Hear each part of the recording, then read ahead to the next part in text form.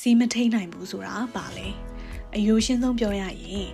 စီးသွားခြင်းစိတ်ဖြစ်ပေါ်လာလို့စီးအိမ်စီကနေပြီးတော့အုံနောက်ကိုအချက်ပြပြီးစီထွက်လာတဲ့ဖြစ်စဉ်ကိုထိန်းချုပ်နိုင်စွမ်းမရှိတော့ပဲမလိုချင်ပဲစီးတွေထွက်ကြလာတာကိုခေါ်တာပါရုတ်တရက်ချောင်းဆိုးမိလို့စီးနည်းနည်းလေးထွက်သွားတာမျိုးကနေပြီးတော့စီးသွားခြင်းစိတ်ကိုလုံးဝမထိန်းနိုင်ပဲအများကြီးတွေထွက်သွားတာမျိုးထိအမျိုးမျိုးဖြစ်နိုင်ပါတယ်။ဘာကြောင့်စီးမထိန်းနိုင်တာလဲ။အကြောင်းရင်းတွေကတော့အများကြီးရှိတယ်။အဓိကအဖြစ်များတဲ့အကြောင်းရင်းတွေကတော့ကြွက်သားအားနေတာကိုဝင်ဆောင်မှုတဲ့အမျိုးသမီးတွေကလေးမွေးဘူးတဲ့အမျိုးသမီးတွေမှာ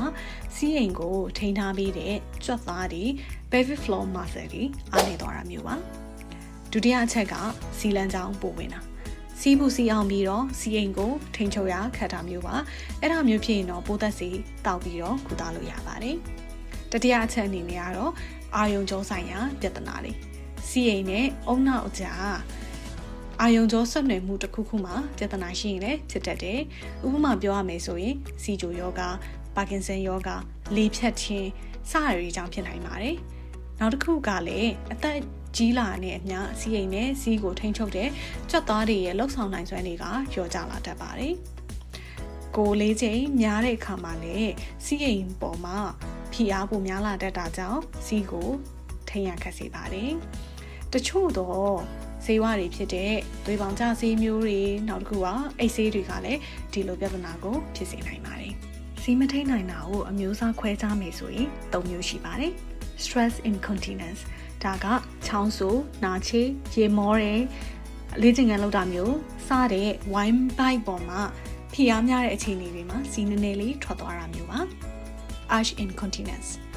ဒါကတော့ရုတ်တရက်စီးသွားခြင်းစိတ်အရန်ဖြစ်ပေါ်လာပြီးတဲ့အချိန်မှာအိမ်သားကိုအချိန်မီမရောက်ပဲစီးတွေထွက်ကျသွားတာမျိုးပါ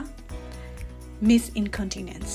အပေါ်မှာပြောခဲ့တဲ့မျိုးစားနှစ်ခုစလုံးတွဲပြီးတော့ဖြစ်တာမျိုးပါ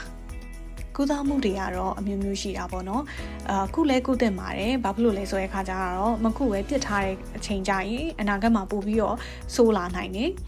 ပထမဆုံးအချက်အနေနဲ့ကတော့နေထိုင်မှုပုံစံလေးတွေပြောင်းလဲကြည့်ပေါ့နော်ကော်ဖီတွေလက်ဖက်ရည်တွေအရက်တွေတောက်တာတွေကိုရှော့လိုက်တာမျိုးကိုလေးချိန်ရှော့လိုက်တာမျိုးတွေလုပ်နိုင်တယ်ဒုတိယအချက်ကတော့ bladder training လို့ခေါ်တဲ့စီးအိမ်ကိုပြန်ပြီးတော့လေ့ကျင့်ပေးတာမျိုးလုပ်လို့ရတယ်အဲ့ဒီအကြောင်းအသေးစိတ်ကတော့ comment မှာ link လေးတင်ထားပါတယ်တတိယအချက်ကတော့ခစ်စားနေတဲ့ Kegel exercise လို့ခေါ်တဲ့စီအိမ်နဲ့စီလန်းချောင်းကိုထိန်းချုပ်ပြီးတဲ့ကြွက်သားတွေကိုပြန်လည်တန်ပါစေနဲ့လေ့ကျင့်ခန်းတွေကိုလုပ်နိုင်ပါတယ်။အဲ့ဒါမှမရဘူးဆိုရင်စီအိမ်ကိုထိန်းချုပ်ဖို့အတွက်ဆရာဝန်ညွှန်ကြားတဲ့ဆေးတွေတောင်းနိုင်တယ်။အဲ့ဒါဒီမှလုံးဝမရဘူးဆိုရင်တော့နောက်ဆုံးကတော့စီအိမ်နဲ့စီပြုံကိုခွဲစိတ်ပြီးတော့ပြုပြင်တာမျိုးတွေရှိပါတယ်။စီမထိန်နိုင်တာကလူတစ်ယောက်ရဲ့ကိုယ်ခံအားတွေစိတ်ပိုင်းဆိုင်ရာတွေလူမှုဘဝတွေပေါ်မှာများစွာတက်ရောက်မှုရှိတယ်။ဒီပြဿနာတွေကိုရင်ဆိုင်ဖြေရှင်းနေရတယ်ဆိုရင်ဆရာဝန်နဲ့တိုင်ပင်ပြီးကုသမှုခံယူဖို့မရှက်ပါနဲ့ကျန်းမာပျော်ရွှင်တဲ့ဘဝကိုပိုင်ဆိုင်နိုင်ဖို့အတွက်ပွတ်ပွတ်လင်းလင်းဆွေးနွေးပြီးစနစ်တကျကုသမှုခံယူဖို့အရေးကြီးပါတယ်ဗီဒီယိုလေးကိုအဆုံးထိကြည့်ရှုပေးတဲ့အတွက်ကြောင့်ကျေးဇူးအများကြီးတင်ပါတယ်။ကြိုက်နှစ်သက်တယ်ဆိုရင် like share and လုပ်ပြီးတော့ The Audible Mind ကို subscribe လုပ်ထားဖို့လည်းမမေ့ပါနဲ့နော်။ Bye